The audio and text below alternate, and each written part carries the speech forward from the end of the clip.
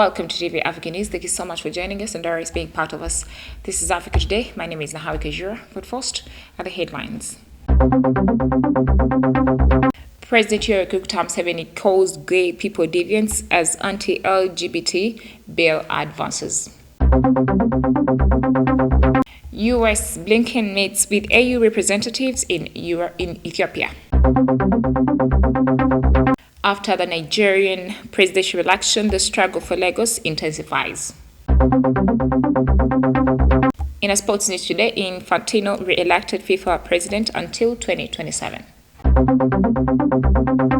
Once again, thank you so much for joining us. We start with one of our top stories. Now, the president of Uganda, His Excellency Yoweri Museveni, on Thursday described gay people as deviants and called for an investigation into homosexuality, and lawmakers in the conservative East African nation prepare to vote on an anti-LGBT bill. In a State of the Nation address before lawmakers, Museveni, who has ruled Uganda since 1986, called gay people deviants as MPs urged him to comment on the new legislation. The bill, introduced earlier this month, proposes tough new penalties for same-sex relations in a country where homosexuality is already illegal, sparking criticism from human rights groups. Under the proposed law, anyone who engages in same-sex activity or who identifies as LGBTQ could face up to 10 years imprisonment. The bill comes as conspiracy theories accusing shadowy international forces of promoting homosexuality gain traction on social media in Uganda. The bill is due to be discussed next week with a vote possible as early as Tuesday. Uganda is notorious for intolerance of homosexuality, which is criminalized under colonial-era laws, and strict Christian views on sexuality in general. Moving on, the U.S. Secretary of State Antony Blinken met with African Union Commission Chairperson Moussa Faki Mahamat in Addis Ababa on Thursday to discuss shared global and regional priorities. We have more on this report. The meeting forms part of the Biden administration's effort to show difference to the region and avoid perceptions of an overbearing U.S. role. The U.S. government is seeking renewed engagement in Africa in the face of rising investment by China, seen as the challenger to the United States in the region. After Ethiopia, Antony Blinken is also scheduled to visit Niger, a country seen as an outpost of support for Western military operations in the region, increasingly dominated by Russia. We take a quick break. We shall come back with more news.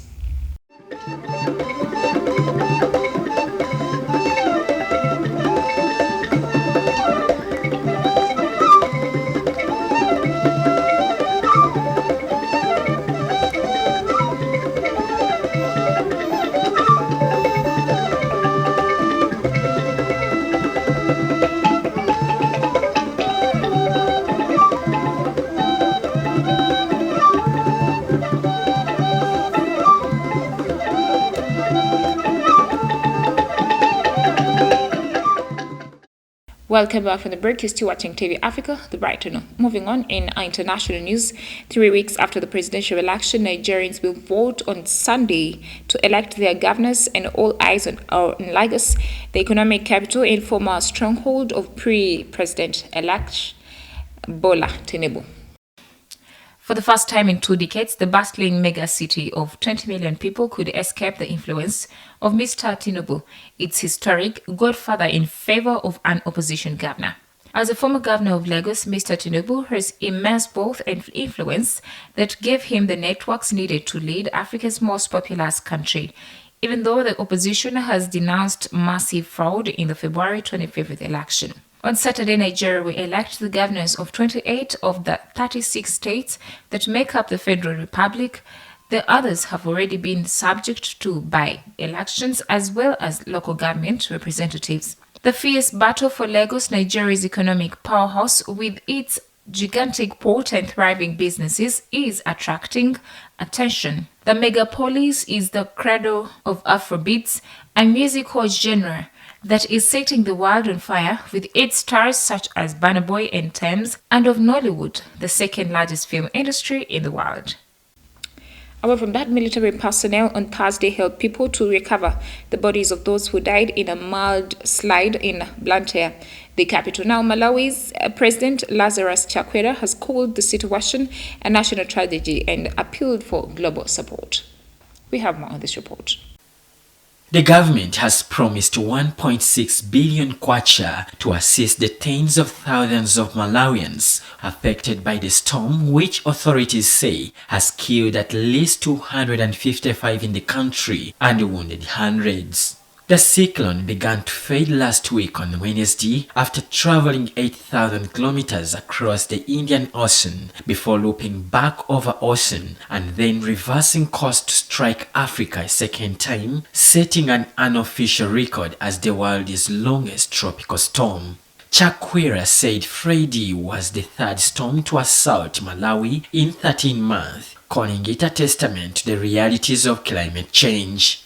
After visiting some of the affected areas, he said the damage and the plight of the victims were far worse than the images and the footage we have been seeing. The president also attended a funeral ceremony for some of the victims in the Balantia township of Chilombe. Apart from that, the former Senegalese Prime Minister Hadjibou Soumaré was finally released on Friday, but placed under judicial supervision for spreading false news by a judge of the Dakar court. In an open letter to President Sall last weekend, Soumaré asked the president whether he had donated 12 million euros to a French political figure whose party is distinguished by hatred and rejection of others.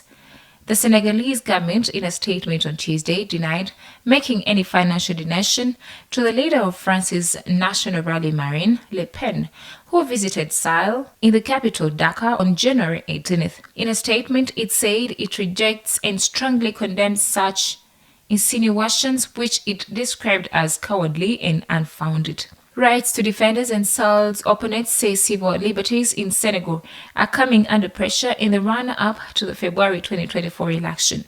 The government refutes that there has been any regression and says the law is applied fairly in Senegal. Sall, who was elected in 2012 and again in 2019, has not confirmed or denied whether it intends to override the constitution and run for a third presidential term in 2024. We take a quick break. We shall come back with business, health, and sports.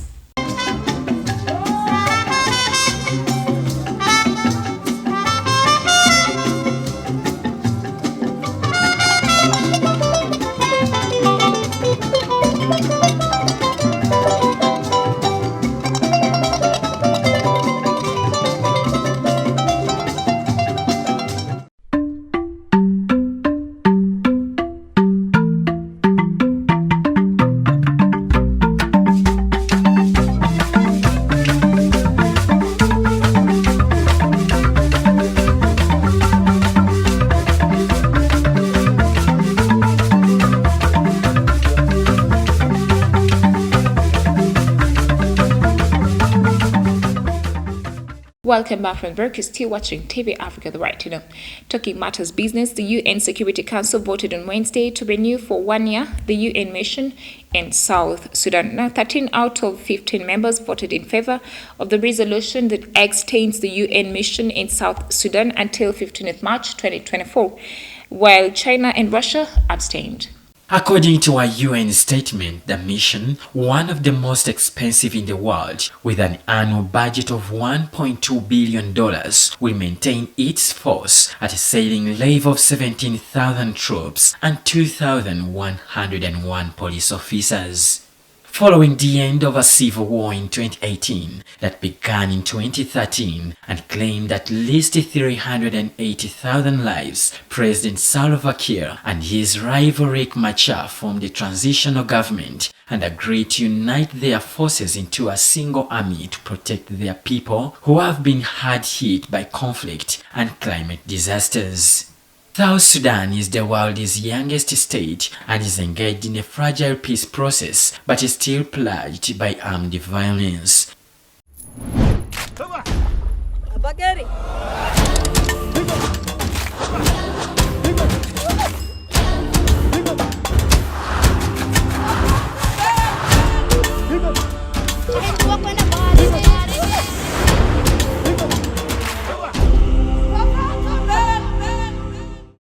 In a health news today, an ambitious 10-year scheme costing $160 million is underway to secure the waste and avoid risks to health and the environment brought about by the radioactive waste left from 4 decades of the operations at one of the world's biggest uranium mines. We have more on this report. From 1978, France's nuclear giant Areva, now called Orano, worked the area under a subsidiary, the Alcoota Mining Company. It closed the site in 2021 after extracting 70,000 tons of uranium, much of which went to fueling the scores of nuclear reactors that provide the backbone of France's electricity supply. Cominac's Director General Mohamed Sani showcased the rehabilitation project to the first French journalists to visit the site since 2010, when 7 Areva employees were kidnapped by jihadists. The company intends to hand back a site that is safe, healthy, and non-polluting, in the line with national standards and international recommendations, according to Abdoulaye in Niamey. The toughest task is to deal with the estimated 20 million tons of tailings that have been in contact with uranium. Helen, in charge of operations, said that the waste is spread over 120 hectares in mounds as high as 35 meters, but its radioactivity levels are very low.